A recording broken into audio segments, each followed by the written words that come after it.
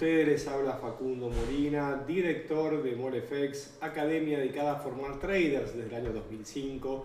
Y como ya hace varios años nos encontramos los días lunes para analizar la apertura del mercado, para comprender cuáles son los hechos desde el punto de vista económico que están impactando y están influyendo en los precios de los diferentes activos financieros, como también estar atento al calendario económico próximo y a las citas que se conocerán en los próximos días.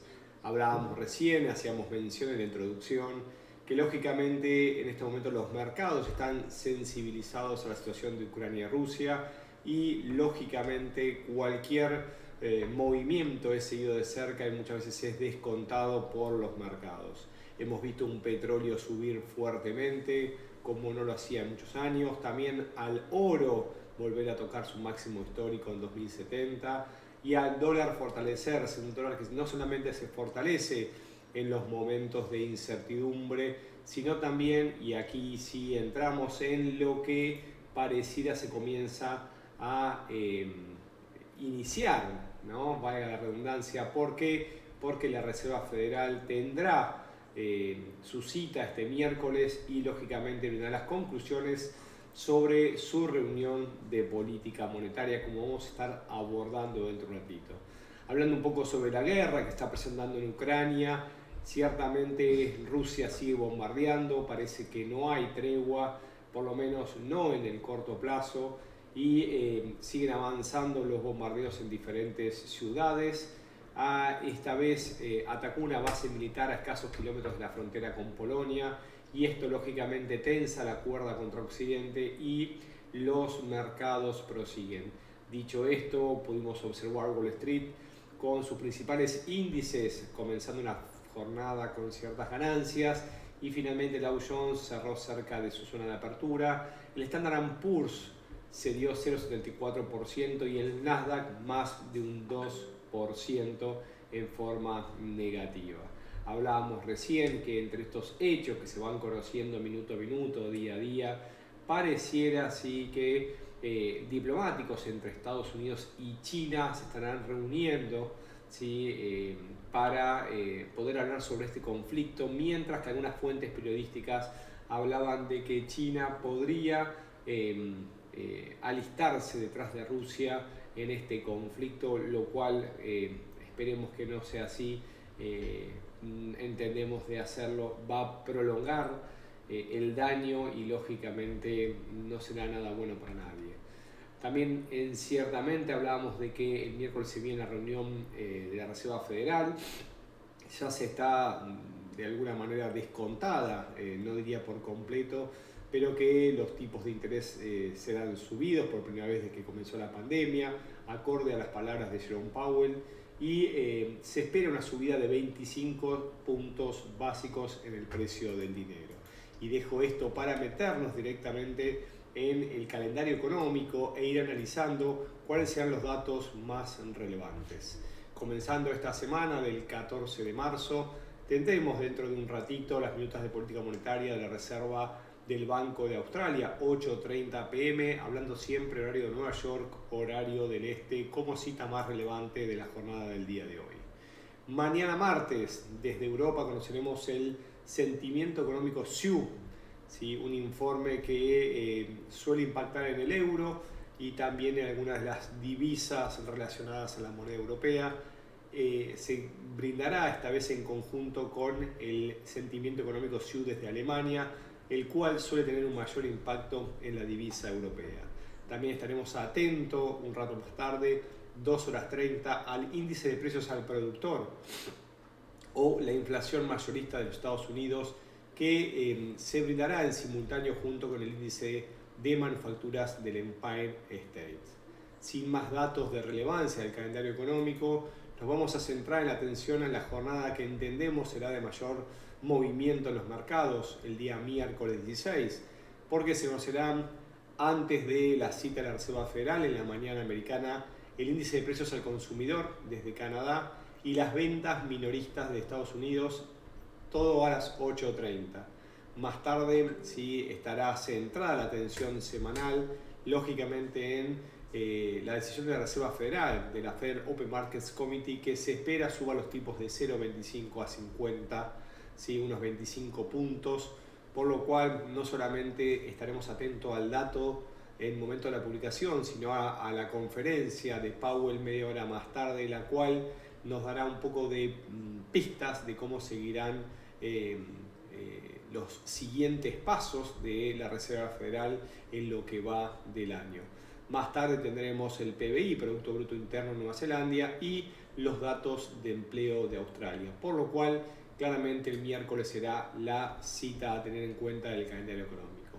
El jueves también tendremos datos de política monetaria, en este caso del Banco de Inglaterra, que también se espera suban los tipos de interés, así que en caso de hacerlo y se suban 25 puntos acorde como se espera, probablemente tengamos un impulso, o por lo menos así lo deberíamos ver respecto a la valoración de la libra esterlina sobre el dólar americano. Siendo la última jornada de la semana y con datos desde Japón a partir de la conferencia de prensa del Banco de Japón, el cual, como es costumbre, no suele tener un horario, pero nos ha sorprendido más de una vez, así que atentos a aquellos que operan en yen, porque podría haber un poco más de volatilidad en forma inesperada. Cerraremos la jornada de Estados Unidos con las ventas de viviendas usadas a las 10 a.m. horario Nueva York, horario del este. Dudas, preguntas y comentarios, estoy atento a la opción del chat que está en la parte derecha en la pantalla, el cual es nuestra vía de comunicación, y lógicamente estoy atento a hacerles llegar cualquier sugerencia, comentario o desde ya mi punto de vista.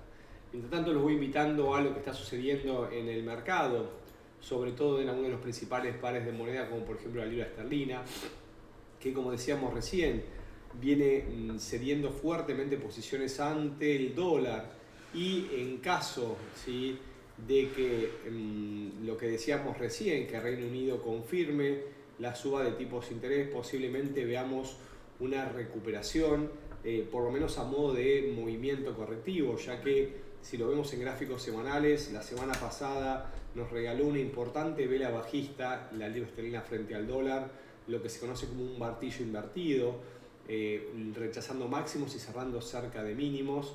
Así que en esta nueva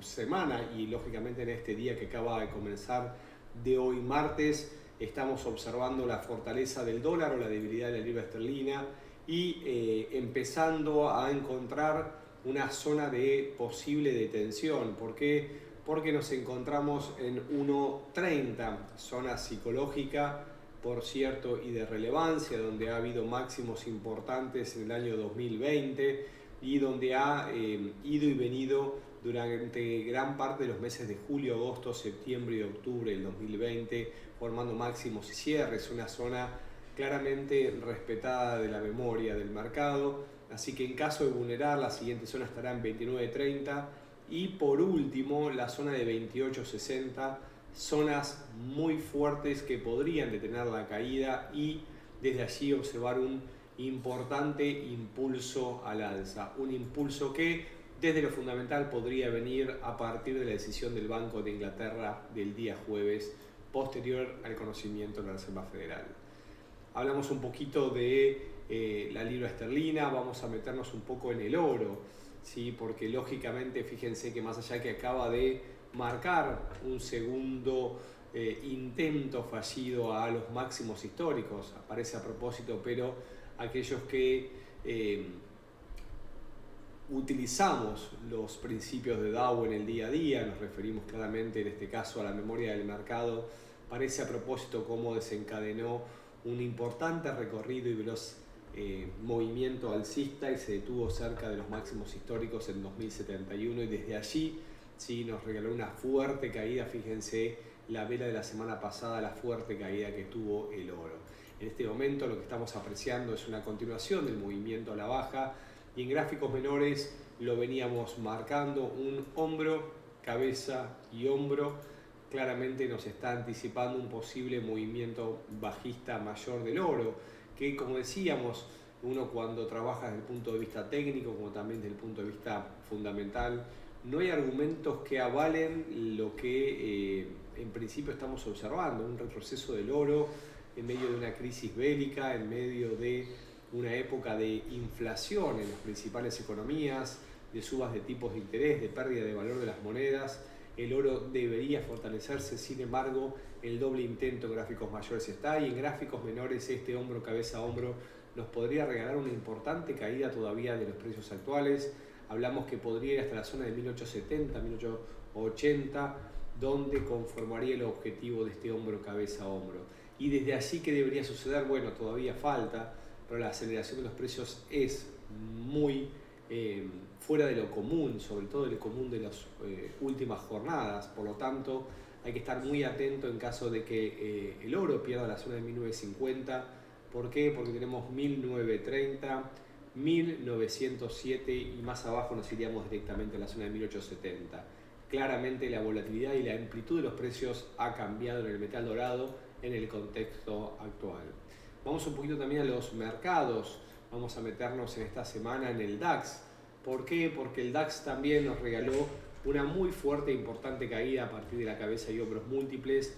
Nos regaló el objetivo, mantuvo la dirección de precios, cayó fuertemente, pero en el último tiempo nos muestra una fuerte recuperación.